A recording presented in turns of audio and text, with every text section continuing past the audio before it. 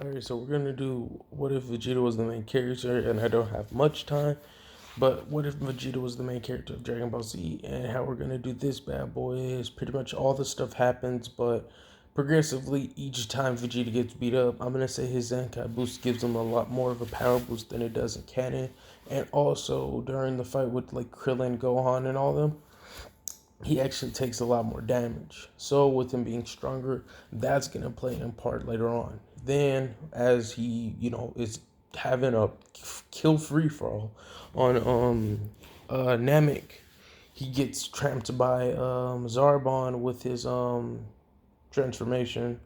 And he does get the Dragon Balls, but during this fight, since he was stronger, Zarbon had to do more damage to him, just making him even stronger.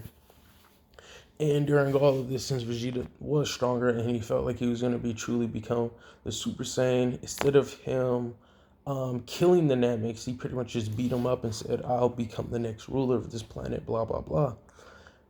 And then as time passes or whatever, we'll get to Zarbon. Vegeta, comes back, has the Dragon Balls, defeats Zarbon. Whoopsie doopsie doo. Nothing dramatic happens there. Now we're gonna skip to when everyone's trying to get their potential unlocked. Instead of Vegeta not getting his potential unlocked, and since he was stronger, he felt a little more arrogant. Like, I'll just lead them up lot so they know how I'm more merciful than Frieza is. Blah blah blah. Arrogant Vegeta type stuff. Then after we got that out of the way, since he's got this power boost, I'm gonna just say that as of right now, it gives him like a power level of somewhere around 40,000. But to give it just a point of reference, he's slightly below now, which that's gonna make a very big difference because that's gonna come into play when he's fighting the Guinea Force and stuff. Hopefully, I got my numbers right. I'm just remembering off the top when I looked it up one time. Also with the power, with the potential, like, it seems to be like a passive thing where you slowly get better over time until you max it out. But since he's Vegeta, I don't think it's gonna max out just soon, too soon. So what happens now is they're fighting against the Guinea Force, but instead of them struggling, they actually do fairly good, and then they're able to beat it. So this is how it plays out. Krillin and them, they wouldn't get trapped due to Vegeta being, a little bit more caution and pushing the Baldy out of the way. And then he got hit with it instead, but Krillin's smart and he actually uses his Krenzon. I cannot pronounce it, but his Destructo Disc. He uses that, cuts man's in half, and then it comes down to them fighting like the other ones and stuff. So he fights Raccoon. But instead of his attacks not working, he doesn't need to do that big dramatic power up. All he needs to do is simply just fight him off and, take a couple blows and he kills him right away. This will also play effect on Gohan because he saw how Vegeta took care of business, didn't let them get stronger, blah blah blah. Also, when they're fighting Burst and Jada or whatever, you got to remember that Krillin and Gohan aren't nearly as damaged as they was originally in canon. So they're all helping Vegeta out as much as they can, throwing ki blasts and stuff. Vegeta eventually caught them lacking, and then those Destructo just came into play. Didn't help him kill him, but Vegeta did take considerable damage throughout the fight because they were throwing out some really powerful heavy hitters and some really strong ki blasts at him.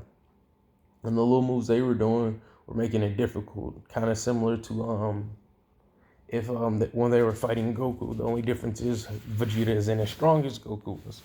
So after that happens, they Krillin and Gohan don't really need sensu beans. They just need some time to recuperate their energy. So they're a little bit weaker. Vegeta, on the other hand, gets a Zenkai boost. I'm going to say his Zenkai boost does help a considerable margin, but it won't be nearly as much as it was previously. But also, he is stronger than what he was in canon by a good bit since he was able to keep up the Guinea Force. Now, what I would think would happen is Captain Ginyu would be checking the reports on his scouters, and then he would be heading this way while Frieza's heading out this way, and she's trying to, deal with Nail. Frieza, he is trying to deal with Nail. So what would end up happening is they would sense his power coming towards them, and they'd be like, "Oh hell no!"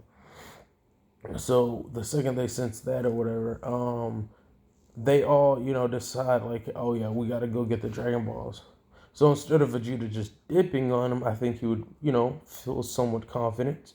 Even though I don't like the thought of teaming up with Kakarot, I think this might be very beneficial. Hell, I might even get a chance to betray him or something to kind of justify it.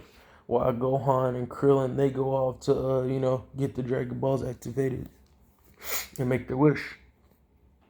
So, right here and now, they're fighting against,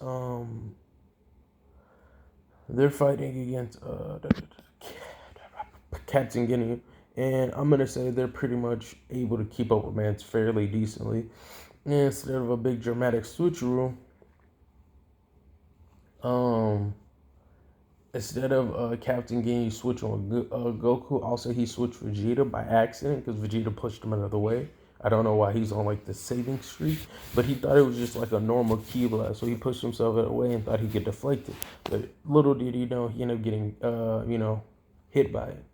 Sometime later, a whole bunch of backward tandem fight. So it's Vegeta and Captain Ginyu body versus Goku and Vegeta body. But since Vegeta isn't stronger than Goku, Goku goes ahead and pushes Kaioken a little bit, and then was able to take care of Vegeta. But I'll say with some minor struggling. So then what ended up happening is we're gonna say there's gonna be some good pods here too. So this makes a difference because there's gonna be one good pod and one bad pod. But Vegeta said, since I took most of the blunt of the damage, I'll go ahead and get in this pod. This pod will help me a lot faster. And since you didn't take that much damage, but he took enough damage not to be at full, you'll get the much slower pod. So that'll play into effect later. This is after Krillin and them come back, and then they don't make the wish because they don't know. But Krillin gets the idea like, hey, Vegeta's weak. This might be our opportunity. This might be our chance. Let's go ahead and make our wish. Gohan's like, all right. So they go ahead and start doing the wishes and stuff, and L is getting his shit folded. And then after the wish and all that good jazz is made, Vegeta and Goku are still healing. This is after everyone's gotten new armor and stuff.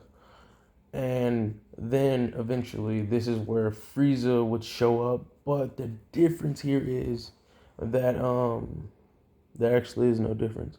I don't want to say they used the last wish, so I'm just gonna say Piccolo teleports a lot closer nearby because that's the only way they'll live long enough to make a difference. So with Piccolo spawning a lot closer nearby, or I'll just say he spawns where Nail is at. Somehow they were a lot closer since Nail couldn't distract him long enough or something. Hold up, no, I got this. Nail was a lot closer to proximity of the kids, the gang, and Piccolo spawned right near them, and he also heard, Nail call out to him. So basically, he gets the power boost of the fusion. Now, what would happen here is they would be fighting Frieza off as best they can. They're really no match for Mans, but they're able to, just hold their fair share because, and when Frieza went to second form, Gohan did some decent damage. So we'll just say the kid does just enough damage to make Frieza mad, get arrogant, and say, you know what? Fuck it. I'm transforming on your ass. And while the time was him transforming, I'll just say Krillin's throwing some destructo discs to keep him at bay and keep him from transforming right immediately. By this time, Piccolo arrives. And Frieza eventually gets transformed because they're talking about him. Piccolo's, don't worry, I got this. So they start fighting and stuff. So instead of Frieza trying to flex and show his third transformation, he's going to go ahead and show his final transformation off rip because he's like, yep, I've had enough. Time to wipe all of you out of existence. Now, you remember how I was talking about like the fast healing pods and the not so fast healing pods, right? Vegeta just got done with healing during all of this carnage and during all of this, right? And Vegeta pulls up to the scene right before anyone is pretty much battered or beatered up too badly. During this time, though, they kept getting constant Zenkai boosts, or at least Gohan was. Krillin just kind of kept coming back. So they're still in mint condition. When Frieza transforms in final form, he doesn't know Dende's a thing just yet, which that'll play into a part later. Vegeta is mad. He is just going all out. He's getting beat, but since he's stronger than he was in canon, he's not crying or anything like that necessarily. He's throwing all his combos, all his everything. He's trying to stay comical, collected, but it's not working. And Frieza is just folding him. And Frieza looks like a female to me. And after Frieza just gets done folding all maliciously, this is pretty much where Vegeta would be about to die, but Krillin throws a disc, and Frieza pretty much shoots him down, and then Gohan gets super enraged and holds Frieza off just long enough for Vegeta to get healed, and then also for Krillin, Piccolo, the whole gang to get healed, right? While Gohan is getting knocked out, and then Dende heals Gohan one more time before he dies. Now everyone's at full power, and everyone's a lot stronger, but there's still no match for Frieza. And Vegeta closed the gap a little bit, but without a Kaioken or a Spirit Bomb, he's not going to be able to do much. And then it happens. Frieza starts blasting away. Krillin takes a severe hit. Gohan takes a severe hit. Piccolo takes a severe hit. And then Vegeta just looks and sees a beam coming straight for him, and he knows he's about to die. But out of nowhere, you see Goku's back with a hole blowing through it. He said, "Sorry, Vegeta. Just thought you might have needed some help."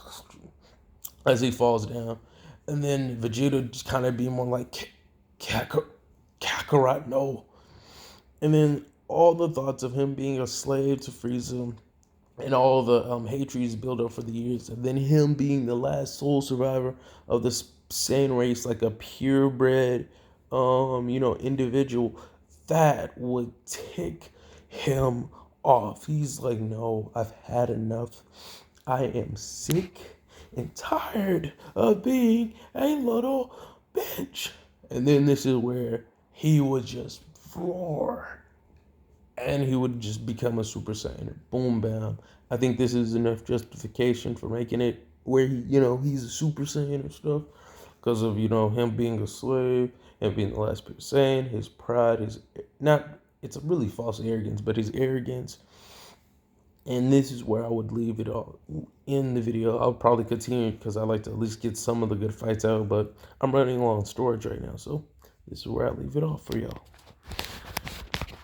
If y'all made it this far, please comment darkness.